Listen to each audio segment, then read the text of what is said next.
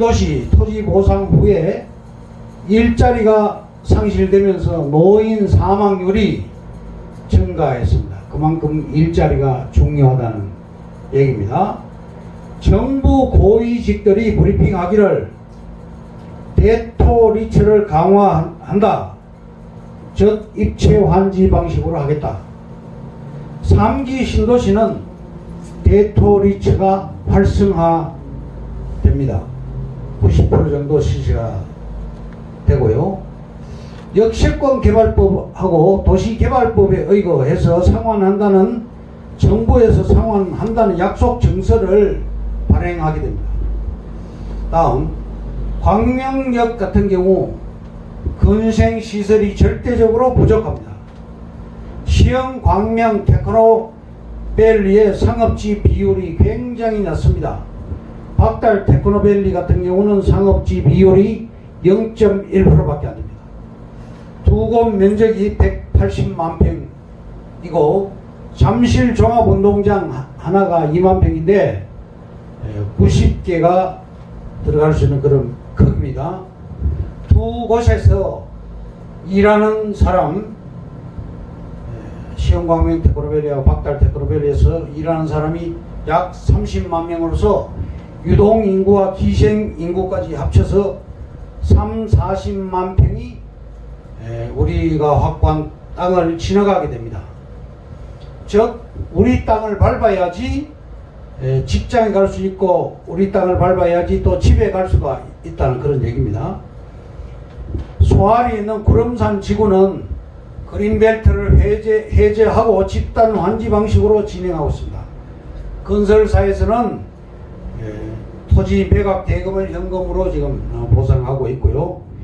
거대한 산업단지와 IT밸리가 들어가는데 시흥 광명 특별관리대책지구, 과거의 보험자리주택 지구 530만 평에 들어가는데 일반 산업단지, 특별산업단지, 유통산업단지, 택지를 조성하게 됩니다.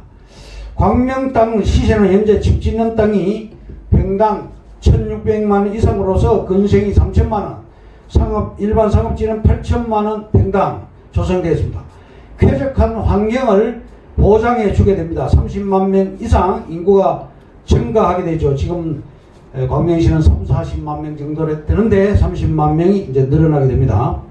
2022년부터 2024년까지 완공이 됩니다. 신안산선하고 월판선이 2023년, 2024년도에 개통이 되죠. 신분당선 강남역에서 정자역 구간에 소요시간이 18분밖에 안 걸립니다. 우리 땅은 앞으로 정자동 땅이 될 것입니다. 투자용 땅은 내 땅 주변에 뭐가 들어가느냐, 그게 중요합니다. 실수요용 땅은 도로가 중요하고 현재 바로 건물을 지을 수 있는 땅이 실수요용 땅이고요. 다음 우한 폐렴, 즉 코로나 바이러스가 지금 대유행하고 있죠. 현대자동차가 23년 만에 공장이 올 수도 없습니다. 개인 위생을 철저하게 해야 되겠습니다.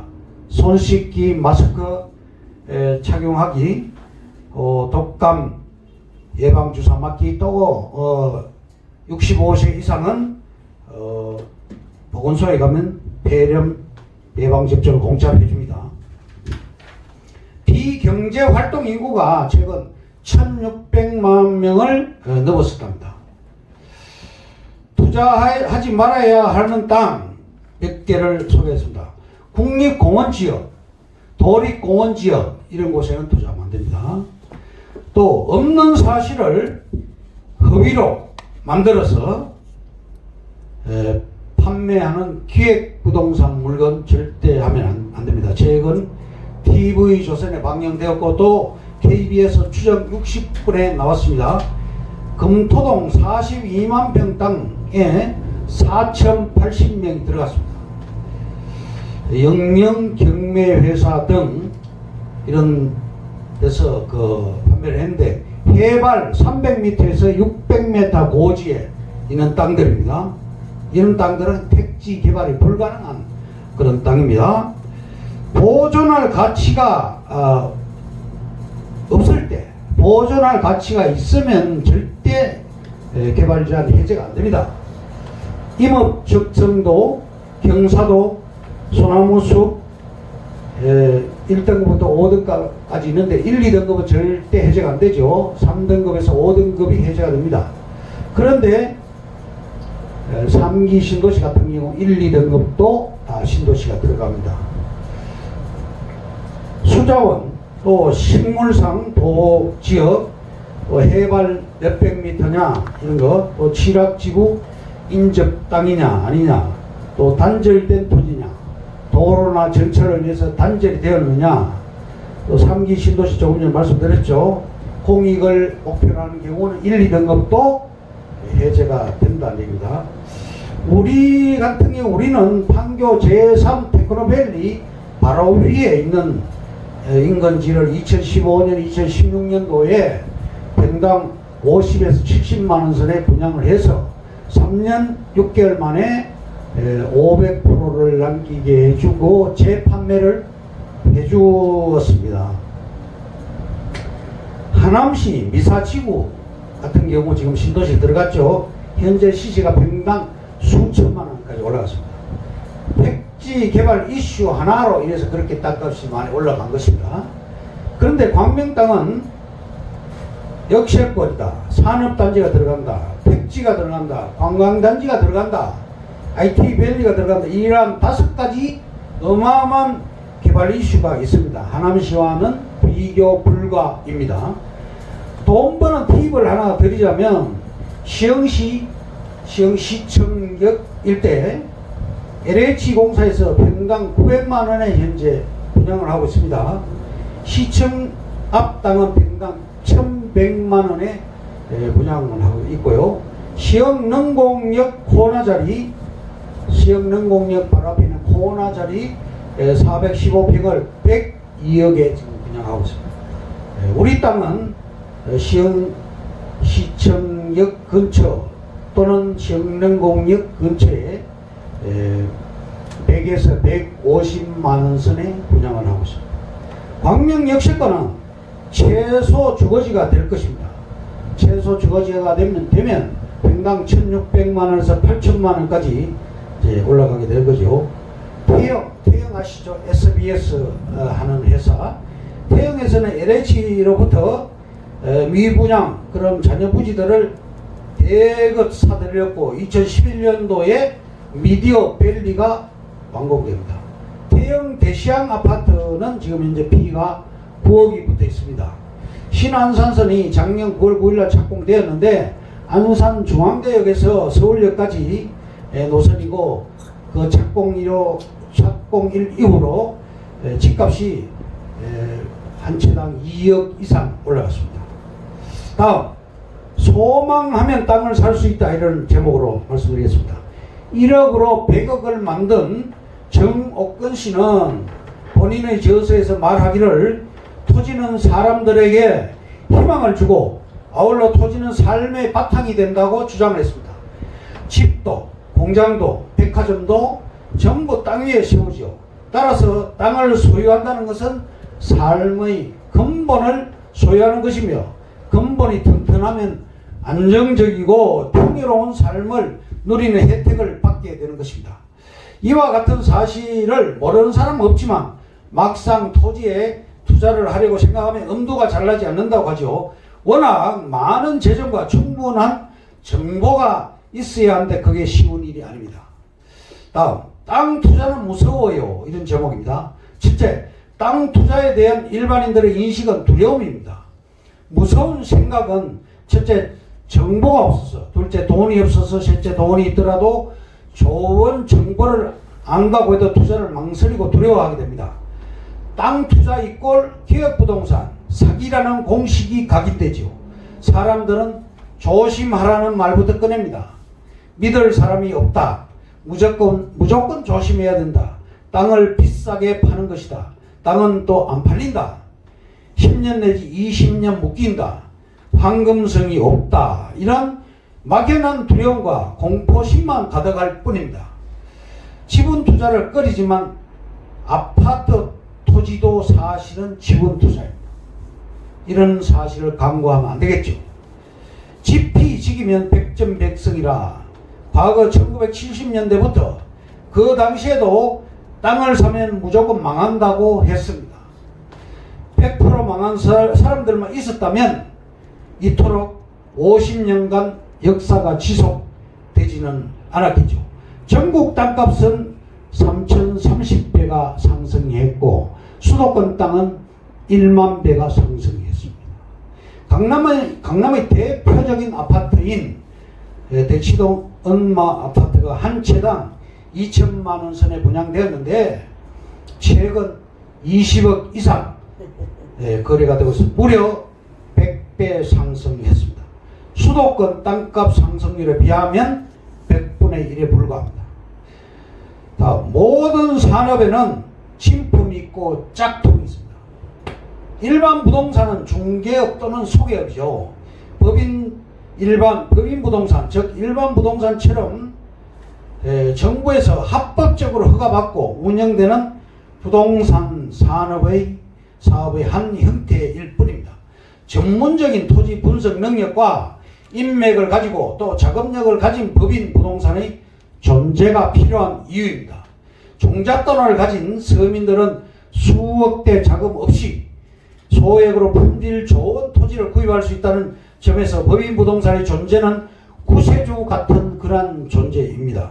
법인 부동산은 대형 마트, 이마트 같은 그런 개념이라고 보면 되겠습니다. 예를 들면 평당 100만원짜리 땅 2,500평이 나오면 25억입니다. 그런데 100평을 평당 100만원에 플러스 알파로 구입 가능한 것이죠. 100평짜리도 2,500평짜리와 똑같은 가격에 사고 싶은 그런 오류를 범하게 되는 겁니다.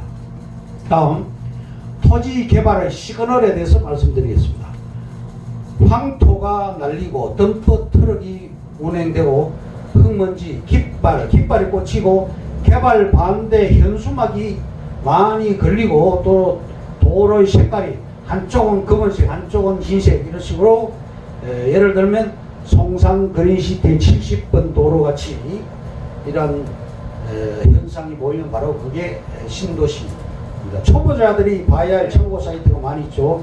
예를 들면 민원24 토지 이용 규제 정보 서비스, 대법원 인터넷 등기소, 국토교통부 보도자료 및 고시정보, 한국산업단지공단 자료, 또 통계청 사이트 이런 것을 보시기 바랍니다. 토지 투자 권리 분석 9가지 기준에 대해서 말씀드리겠습니다. 돈이 될 땅을 선점하기 위해서는 3가지를 봐야 됩니다.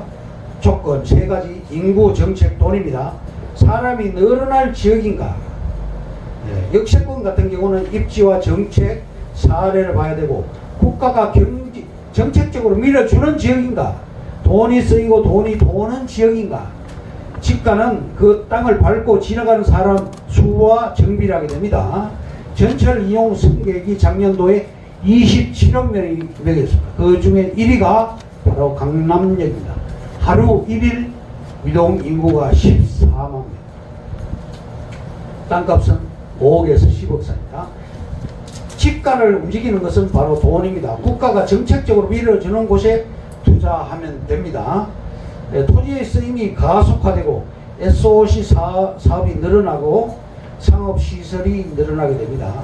재개발, 재건축 지역 아파트 투자 비법을 말씀드리겠습니다. 첫째, 교통분석. 둘째, 쾌적성 분석. 셋째, 건설사의 지명도 분석. 1군, 2군인가, ABC 등급인가 이런 걸 봐야 됩니다. 다음, 투자 가치가 높은 땅 고르는 요령 10가지를 말씀드리겠습니다. 첫째, 도로 인접한 땅. 둘째, 고지대보다는 평지, 국공유지는 안되고 사유지를 선택해야 되겠고, 도립공은 안됩니다. 국립공은 안된다고 말씀드렸죠. 다음, 국공유지의 비율이 적어야 좋습니다. 사업 추진 속도가 빠른 지구가 좋습니다. 개발이익 비례율이 높아야 합니다. 공시지가 높은 땅이 좋겠죠. 지분 면적이 넓은 땅. 역세권은 내가 땅을 얼마나 많이 보유하고 있느냐, 그게 관건입니다. 교통, 여건, 입지가 좋은 땅. 단지 규모가 큰 곳이 재산성과 황금성이 좋습니다. 예를 들면 아파트는 2,000세대 이상 단지입니다. 다음 오늘의 주제인 부동산 고수들의 투자 수칙 15가지에 대해서 말씀드리겠습니다. 첫째, 신설 도로와 신설 전철에 눈을 뜨라. 둘째, 신설 교통망이 부동산 가격에 주는 효과는 지대하다. 셋째, 새로 뚫리는 도로와 전철에 주목하라. 서부 내륙 고속도로, 신안산선, 월판선 등입니다. 넷째, 개발 예정지 주변 땅을 노려라. 다섯째, 개발 예정지 투자는 로또 대박이다. 여섯째, 모든 돈은 길을 따라 모인다. 일곱째, 택지지구 땅을 집중 공략하라. 여덟째, 도시 계획을 꿰뚫어보라. 아홉째, 자투리 땅에서 고수익이 가능하다. 열번째, 공공기관에서 분양하는 땅을 잡아라. 11번째, 농지가 금싸라기로 변한다. 12번째, 부동산 IQ, EQ를 높여라. 13번째, 지형을 알고 투자하라. 우리나라는 동고서저지요. 14번째, 고수들의 투자 수칙을 따라하라. 결론적으로 다음을 말씀드리겠습니다. 서울 강남역 기준 30km 이내 지역, 예를 들면 신갈 분기점, 또 광교 신도시, 시흥 시청이 바로 30km 바운더리입니다. 서울에서 접근거리가 과거에는 1시간이었는데 이러한 SOC가 들어감으로써 30분으로 단축되는 곳을 고르면 됩니다. 지방 땅은 가급적 피하시고 서울의 서남쪽 지역 또는 서울의 남쪽 지역 또 경부고속도로 기준으로 했을 때 서쪽 지역이 유망합니다. 이것으로서 김중호 부동산 TV 방송을 마치겠습니다. 감사합니다. 김중호였습니다.